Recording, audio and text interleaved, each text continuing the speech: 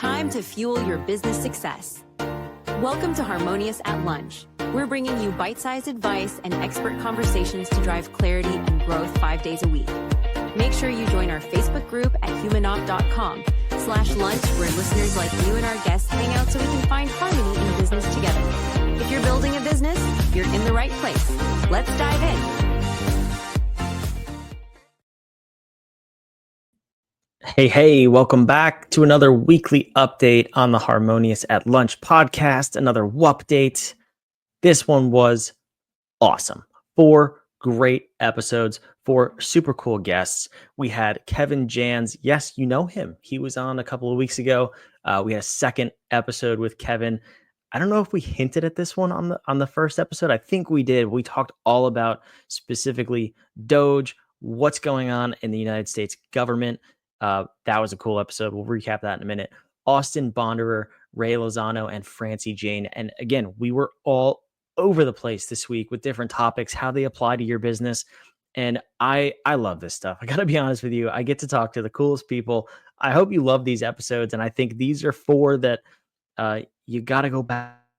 Not all of them apply to everybody. I'll say that now. Austin, we talked all about patents and patenting your ideas. You know, for me, I've learned a ton, don't get me wrong, but I'm not in the business of patenting any ideas anytime soon. So not really applicable for me, but the other episodes and even that one, I mean, so cool, great information, great conversations. And if nothing else, just go back for the fun conversation because, you know, we love having those on this show. And I hope you love listening to them. So let's dive in. I got clips again. We got thumbnails. So wherever you're watching or listening, you'll hear snippets from the guests from the actual episodes. You can go back and check those out. It's on YouTube. It's on whatever platform you're on now. So go back, watch, leave some comments. We want to hear from you. And I want to hear about the guests. Do you like the guests? Do you like the topics? Do you want different topics? Please let me know because I put that show out for you, not for me. I do these weekly updates so that if you missed an episode, you can listen to this first and figure out, maybe I want to go back, maybe I don't. But let's dive in with Kevin and the first episode of the week, which was all about Doge. So I wanted to have Kevin back because he does government contracting. He helps people get contracts with the government, and he also helps people within the government who select contracts to select the best company or agency outside of the federal government to work with and to give those contracts to. So we all have heard what's going on in the news with Doge. There's big numbers, there's big claims, there's true statements, there's false statements, and without getting political at all on this episode, we did not also get political on that episode. So just a heads up, we took an objective approach at the truth and the reality of the situation and the numbers, and we said, okay, what is actually going on?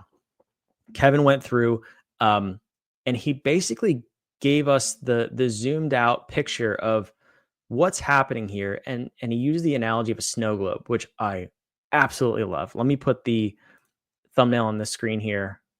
Wrong one. There we go. Doge's impact on business while we're talking about it. So we used the analogy of a snow globe and said, basically, that's what's happening right now. This is somebody shaking a snow globe. The pieces are starting to settle. It's crazy, but they will settle. Things will fall. And it's going to be okay. It's how you react and how you perceive those moments where the real power comes, which is then the ability to, in his words, be a thermostat, not a thermometer. I love that analogy too. If you think about it, you can control a thermostat. You could say, put the temperature up, put the temperature down. A thermostat is purely, or a thermometer, excuse me, is purely reactive. And you definitely don't want to be that in business. So Kevin gave us 3 crucial questions to ask, not just for Doge, but for any time the snow globe is shaken and how to prevent being a thermometer. I'm not going to tell you what those questions are. You're going to have to go listen to the episode to find that out. But it was really great stuff. And it's a great conversation, especially coming off of COVID. And I'm just going to put this out there now, what we're about to go through with a financial crisis that is absolutely looming. And it's on the very near horizon. The snow globe is getting shaken. It's getting shaken frequently. And the way we react to it and the skills that we have, the skills we possess, which is really our mindset and our perception, how we react to those things is 100% in our control. Somebody else is always shaking the snow globe, but if you know how to react, you hold all of the power. I'm not saying bad things won't happen, but you hold the power in being able to control your reactions and the direction of your business in that time of noise. That being said, let's play a clip here from Kevin, and then we'll move on to the next episode of the week. Whenever you're going through a cycle, that's where we are right now. And so I might attempt to help people understand in the big picture, again, be a thermostat, not a thermometer. How is this impacting you? And if it's not, or you can't see a way in which it's going to, don't waste your valuable business resource of time. That's the one you can't make more of. Absolutely great advice. Couldn't agree with it more. Kevin was so fun to have him on the show twice in such a short period of time. I thought nobody better to do that. He was great on both of the episodes that he joined us on Harmonious at Lunch. So if you haven't heard either of them, go back and listen. It was this one that aired on Monday of this past week. Don't ask me the date. His first episode aired 2 or 3 weeks prior to that. So within the last few weeks, if you're listening to this on the day it comes out. Great episode, great concepts, very, very important, again, because it's going to happen again. So let's understand what this means. And he also has, if you go back to the description of that episode on whatever platform you're on, a real-time tracker of Doge's impact. So a lot of the numbers we're hearing in the media and on social media, they're not entirely accurate. So I did appreciate that from Kevin of just saying, okay, objectively, again, backed by data, here's what's actually going on, and here's how to understand if or how it impacts your business. So go back and listen to that. Thanks to Kevin for stopping by. Episode 2 of this week, Austin Bonderer. I already told you this week, talked about patents.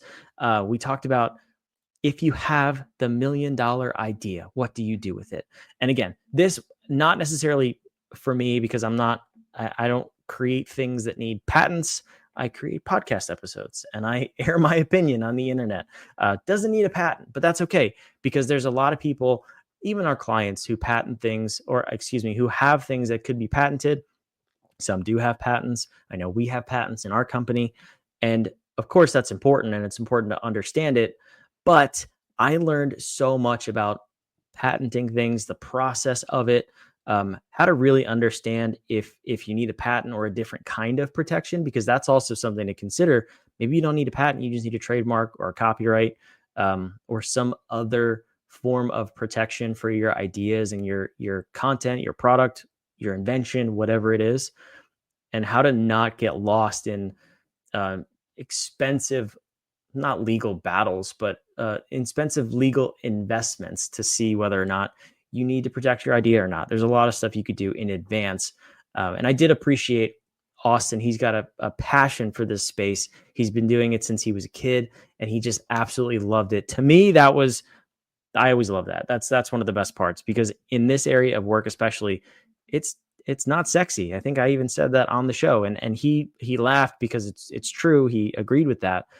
But he just absolutely loves it. He loves what he does. And I love hearing from people who are truly passionate about what they do. So let's play the clip from Austin here. Then we'll move on to the next episode of the week. Remember during the time, they're like, oh my goodness, give people aspirin when they're having heart attacks. New use. So, right, new use. You could not patent aspirin itself. But at the time, if you were the first one to discover that, aspirin could be helped to treat heart attacks, you could patent the method of treating a heart attack with aspirin. Yeah, super cool. And again, just different ways to think about protecting your ideas, marketing your ideas, and even that. We're talking about patents, yes, and protecting ideas, but that applies to marketing ideas, just figuring out different use cases for your product. Interesting way to think about what you're doing in the context of protecting your IP. Wednesday's episode, Ray Lozano. This episode, I'm going to go out there and say it was the best episode of the week. I just think, not to take away from the other 3 guests, but this episode, the way Ray communicated and really what he was talking about, I was skeptical at first. And when we were talking before we started recording behind the scenes, he talked about your customers being addicted to you. That is a powerful word. It's a strong word, and that word might trigger some people. He even talked about getting your kids addicted to you. Then when we started recording, unpacking really what's at stake here and getting your customers to be loyal, diehard fans rather than just consumers who may buy from you a couple of times and then look to buy elsewhere. Getting them addicted to you, and the way he explained it made so much sense. It's not a true addiction, but it's a new way to explain raving fans. A concept I think we've all heard about if you've been in business for more than 3 seconds is the idea of building and creating raving fans or a raving fan culture. There's books on this topic. Ray introduced a new way to think about it, and he actually got it down to a science. He talked a little bit about that on the episode, but putting yourself in the customer's shoes and always prioritizing their experience from their lens, not from how you think it should be perceived or how you think they walk through your business, or whether it's physical or digital business and that experience, but actually making sure you get inside their head and you continue to serve them rather than making assumptions. Great episode. It can be used in any business. Here's the thumbnail on the screen: double your business. And that's one of the things we talked about, is doubling your business in a very short period of time, as little as 1 year, just by using the strategies he talked about on this episode. And it doesn't cost anything to go through this exercise with yourself, your team, in your business, no matter the size of your business. This stuff works, and I highly encourage you to listen to the episode. But here's a quick little clip from Ray on this topic. Step one is remembering what it's like to be your customer, going all the way back. And not just like, oh, okay, I'm going to sit here for 2 minutes and remember that. I mean, write an extensive, man, it's awful trying to locate me. It's hard coming in. I don't even know what to ask when I'm sitting in front of you. I have no idea, and write all that stuff out and put yourself in those shoes. Great tips. And you heard him in the beginning. That was step 1. If you want the rest of the steps, go back and listen to that episode. Again, that's one where you could probably listen to it 3 or 4 times and pull something new out every single time. A huge shout out to Ray. Love what he's about. Love getting to meet him and have him on the show. Thank you, of course, for stopping by. Last episode of the week, Francie Jane. This one was another cool episode. We talked about what I think is a potentially controversial topic, but that group coaching for your employees is actually a better investment than R&D for your business. When I saw this topic pop up on my calendar, my interview calendar, I was like, this is going to be stupid. And this is going to be a crazy episode. But Francie was incredible to meet. She's created a platform, a marketplace. And she said, it's kind of like the Airbnb for business coaching and group coaching, where she doesn't employ the coaches. They're free agents, so to speak. They come to this marketplace, they list their services, where they bid on requests.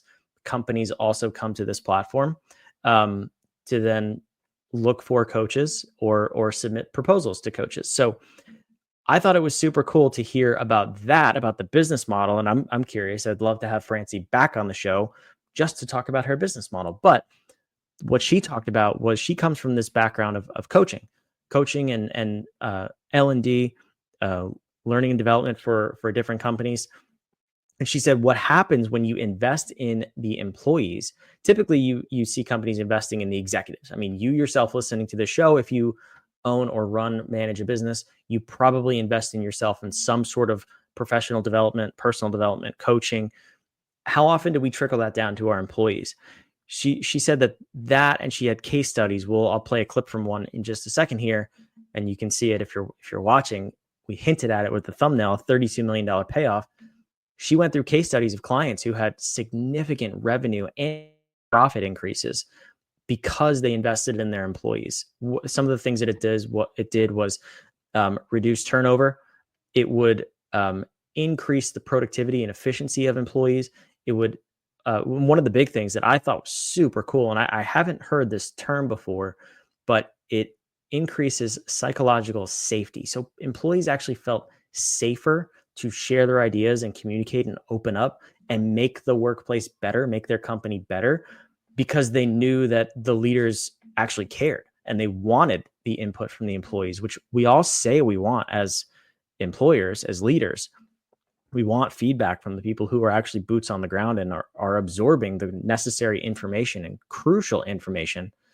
But often people don't feel psychologically safe enough. They think there's going to be some backlash or you're going to argue them, and then they shut down, basically. That was one of the biggest side effects of investing in group coaching. So this episode, if you're not investing in coaching or personal development, professional development for your team, your employees, I highly suggest you go listen to this episode and then check out Francie's platform as well, because it could be the difference between just squeaking by in business and incredible growth and profitability. Let's check this clip out. But actually, when you quantify it in dollars, it's mind-blowing. So it's the difference between 24%, the peak, right, when they started this, and then where they ended up with 4%, is $32 million a year. Wow. Right. And then they also won all these awards. So what the awards mean that all their metrics were moving in like the right direction, right? The excellence direction, whatever it's like lowering or hiring, whatever the thing is, like fewer errors, like happier patient, all these metrics that hospitals use to evaluate themselves. And the point is that, I can guarantee you they were not spending $32 million a year on this, right? They were probably spending some modest amount of money just as like, let's see what happens. Super cool story. You got to hear the whole story about how that transpired. And it was for a hospital client of hers where, again, the effects of investing in coaching were monumental. $32 million in 1 year was the final payoff, as you heard there in that clip. But that kind of stuff is possible. And everything she's saying, I know is true because I see that work in what we do at HumanOp as well. So I'll wrap the week up with that. If you haven't downloaded the HumanOp app for yourself to see the insights it can give you for how you're naturally wired and how you're designed to operate, and then apply that to your business, I strongly suggest you go do that. Humanop.com, go download the app. And if you have questions, reach out. We're in beta mode, so we want to hear your feedback. We want to know what's working, what's not, what's confusing, what makes sense. Go chat with our AI that we've custom built and integrated into the app. It's one of those things that is going to be the crucial linchpin to your success, is understanding yourself. So go download the app. We've had success for the last 20 years with this technology. This is just the first time we're putting it into an app and a SaaS model and going out to the world. We have it baked into a business dashboard platform that's coming out soon. So more news on that in the coming weeks. But for now, go download the app. Thanks for listening to this episode, the Wupdate from Harmonious at Lunch. We have amazing episodes and guests lined up for next week. Can't wait to have you back. I hope you listen to those episodes. Make sure you subscribe. We'll see you on next week's episodes of Harmonious at Lunch. Another episode of Harmonious at Lunch in the books. I hope this episode made you think and you grabbed some actionable ideas to propel your business. Don't forget to like, comment your takeaways, and subscribe wherever you're listening so we can help more entrepreneurs just like you achieve harmony in their life and business. For cutting-edge tools that bring clarity to your people